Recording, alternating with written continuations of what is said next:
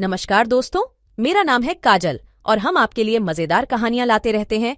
जो लोग नए हैं वो हमारे चैनल को जल्दी से सब्सक्राइब करें और वीडियो को लाइक और शेयर जरूर करें। चलिए शुरू करते हैं। इस कहानी का नाम है भूतिया कुर्सी की कहानी। जानता कल्याणपुर नाम का एक गांव था। उस गांव से थोड़ी ही दूरी पर एक बहुत ही घना और डरावना जंगल था।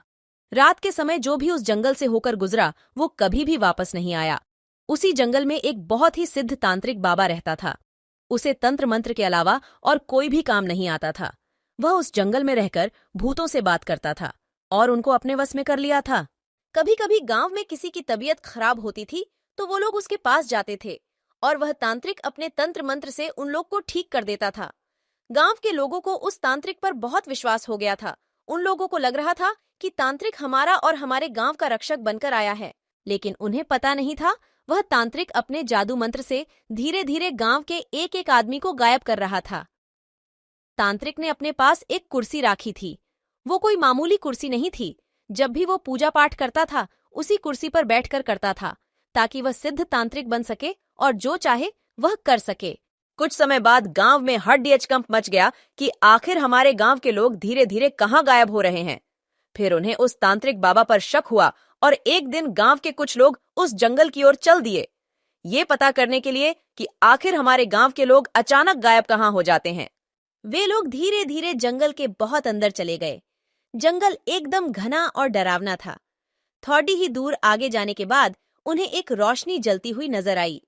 फिर वे लोग वहां जाते हैं और देखते हैं कि वह तांत्रिक एक बहुत ही पुरानी कुर्सी पर बैठा है और एक पेड़ डीडीएच से बांध दिए। फिर पूरे जंगल में आग लगा दिए और उस आदमी को लेके अपने अपने गांव लौट गए।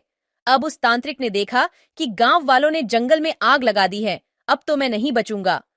वह बहुत चिल्लाया, मुझे बचाओ, मुझे बचाओ, लेकिन उसे कोई बचाने नहीं आया और धीरे धीरे आग की लपटें तांत्रिक के पास गई और वह आग में जल के मर गया।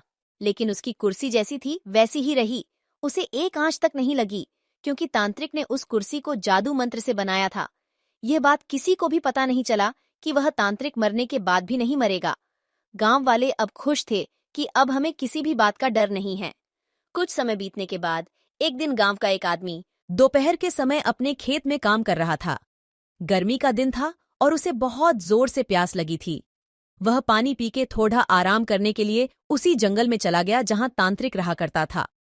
वहां जाकर देखा कि एक बहुत सुंदर कुर्सी रखी हुई है। वह देखने में बहुत लुभावनी कुर्सी लग रही थी, मगर वह एक भूतिया कुर्सी थी। वह आदमी उसे लेकर अपने घर आ गया। उस कुर्सी को देखते ही मन एकदम खुश हो जाता था। उसके घर वाले भी कुर्सी को देखकर खुश हो गए। उसे नहीं पता था कि वह अपने घर कुर्सी नहीं बल्कि अपनी मौत लेकर आया है। जैसे ही वह कुर्सी पर बैठा तभी कुर्सी ने उसे पकड़ीडी आंच लिया। उसके घर वालों ने बहुत कोशिश की लेकिन उसे कुर्सी से उठा नहीं पाए। देखते ही देखते यह बात पूरे गांव में आग की तरह फैल गई।